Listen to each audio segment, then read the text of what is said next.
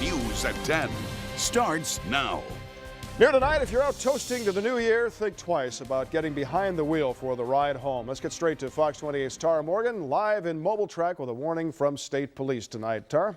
And then the line of the storms inexorably moving through as we knew it would, the Durate show. You're walking along, your feet go out.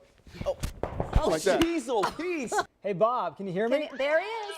I can, Andrew.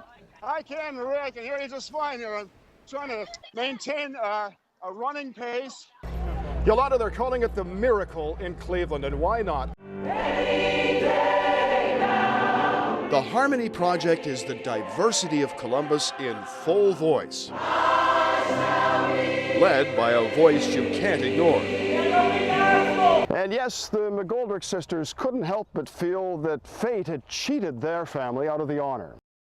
Thanks, James. Days after police say a Wendy's manager had a gun pulled on her during a robbery, they charge her for the heist. ABC 6's Lisa Rondelet joining us now live in the newsroom with this unusual twist.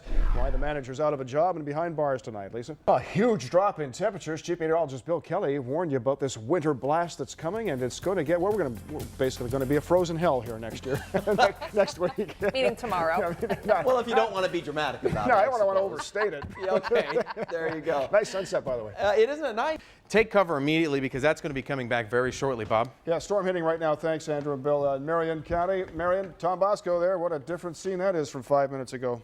Experience it there yourself. Yeah, that scene really does say something, Tom. It is very impressive on television. You can see that rain is really being whipped along. I don't care what your sensor says. I don't think you've got 19-mile-an-hour winds there. That's sustained above 30 probably. Bill Kelly wants to go back quickly here in the First Warning Weather Center to deal with this tornado situation. What a busy overnight, guys. I have to tell you, it really has. It's, we're moving up on 10 hours of continuing coverage here without a break. Dana, thank you. And it really has been a most remarkable weather day from the setup earlier in the early shows through these storms popping up, intense storms popping up to the north and east of the Columbus area up until about midnight, and then the line of the storms inexorably moving through as we knew it would, the Durate show.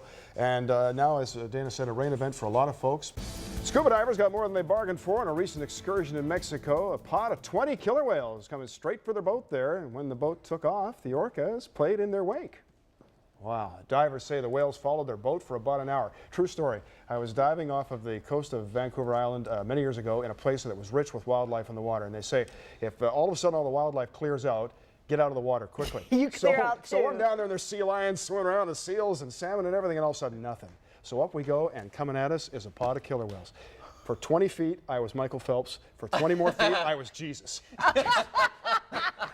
One person running on the water. Just running across. Bob Kendrick also live in Cleveland tonight, just outside that home on Seymour Avenue where those 3 women were found. Bob?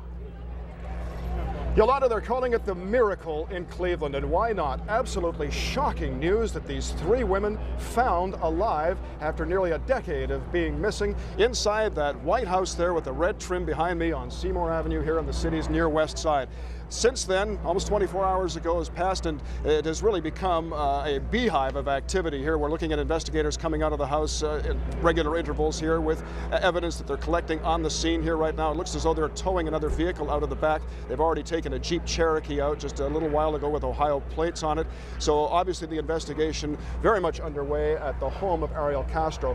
We'll talk a little bit more about the scene here in a moment, but first we want to take you back about 24 hours to when that 911 call first came into police, and they descended here on Seymour Avenue. The person on the other end of the line, Amanda Berry. And since then, Ariel Castro has been arrested along with his 2 brothers, Pedro and O'Neill. Charges could come against them tomorrow. ABC 6's Lisa Rondelet also here in Cleveland tonight, continuing our team coverage. And let's get the investigation from you, Lisa. What's the latest on that? I attended the press conference today, and I have to tell you, we are learning more about Ariel Castro from neighbors, from family members, and we'll bring that story coming up at 6. All right, we'll look forward to that, Lisa, and thank you. Oh, such an emotional time for family and friends, really for the city here with the discovery of these 3 women in the house. One of the families who really kept the flame alive for their missing loved one was the De Jesus family. Their little girl, 14-year-old Gina De Jesus, disappearing 9 years ago. And since that time, I'm told from folks in Cleveland that the mom kept the vigils going, kept the word out there, always kept up hope, never lost hope. And our Tara Morgan continues our team coverage now. She actually had a chance to speak with the De Jesuses today, and obviously they're celebrating. Theirs is an American tragedy, but there is some peace in the final chapter. When Colonel J. McGoldrick's bomber crashed while on a secret mission during the Vietnam War, he left behind a wife and 4 daughters in Columbus. McGoldrick was listed as missing in action for nearly half a century until September, when his remains were finally recovered in Laos and identified. ABC 6 News was there in Washington last Friday when his daughters finally got to say goodbye.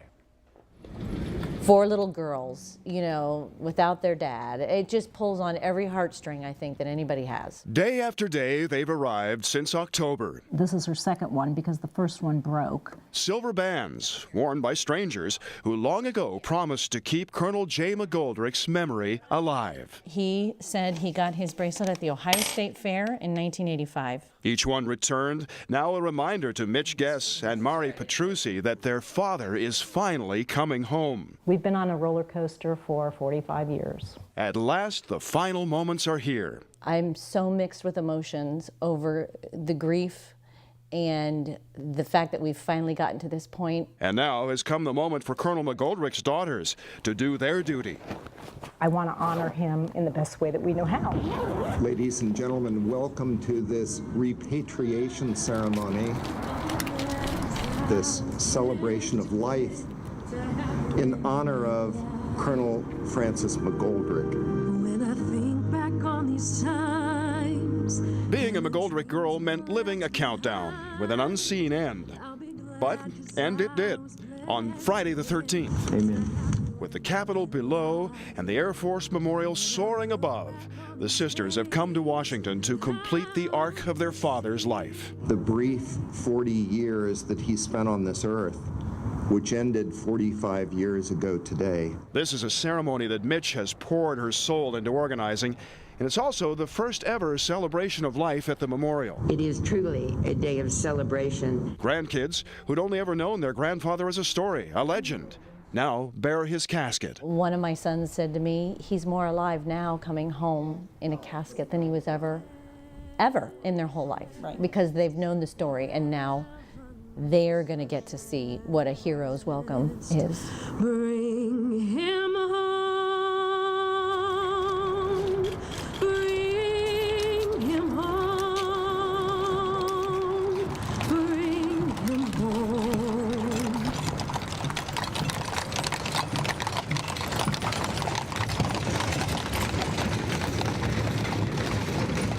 Half a mile as the crow flies from the Air Force Memorial is the final resting place at Arlington. Arlington holds about 10,000 funerals a year, roughly 30 a day. And yes, the McGoldrick sisters couldn't help but feel that fate had cheated their family out of the honor. It's a little bit of a jealousy. You know, you feel left out, and you feel like, why can't that be us? So many heroes are there, and our father finally will be there too. With a show of breathtaking precision and gravity, the Air Force has made sure the years spent waiting would end in the most reverent manner. Our Father, who art in heaven, hallowed be thy name. McGoldrick will not be buried alone. Cancer claimed his wife Jackie at age 47. She's been here since 1980. To be able to put them together in the same grave, his casket will go on top of hers. That's just such a blessing to have them together again. And remember those bracelets. We're going to collect all of these, and we're going to put them inside the casket with our father's remains. Mm-hmm. They need to go in a special place with a special person. 45 years to the day after leaving them, J. McGoldrick's daughters have only fading memories of their father. But here, in the nation's most hallowed corner, under the bluest of skies and the brightest sun, they have one final, crystal clear moment with him. A gift as treasured as the ones on each of their laps. Absolutely. We have the end to our story. The gift of an answer. At last. I would say we have absolutely gotten our answers. We got to bury our father with honors in Arlington Cemetery. Mitch and Mari tell me that the end of their father's story finally allows them to do something they have never had a chance to do before, and that is grieve. Yeah, no doubt about that. What a great story. And they finally can put some closure on this and give their dad the honor that he'd been missing out on all this time. You know, they used to, when they were just youngsters when he went missing, and they used to go to school, and they felt they were kind of the plague children. Nobody wanted to ask them. They were that family who had lost their father in the war, and then they still bump into kids from elementary school, now in their 50s, and they wondered, what happened to your dad? Did you ever get answers? And they can finally say, yes, we know where he is, and he's buried now with honor at Arlington. Oh, Nice. Good for them, yeah. Time now to meet another ABC6 On Your Side champion, and maybe you're watching us tonight from the comfort and safety of your easy chair in the suburbs. Well, now, sell your house tomorrow. Move into a crack house in a troubled neighborhood and become grandmother to all the area kids, just like that. Grandma Cindy can show you how. This is a totally different world than Pickaway County and the suburbs. You know what he ever says, I want to move to a bad neighborhood and bring in all the kids. That is exactly what Cindy Gremling and her husband Dan have done. Bring in the kids for Saturday morning at Grandma's house. We sing songs, do activities, do crafts, just give them a safe place to come. An oasis, just like Grandma's place. They've made the comment that it smells good and there's always something to eat. That's what a grandma's house is.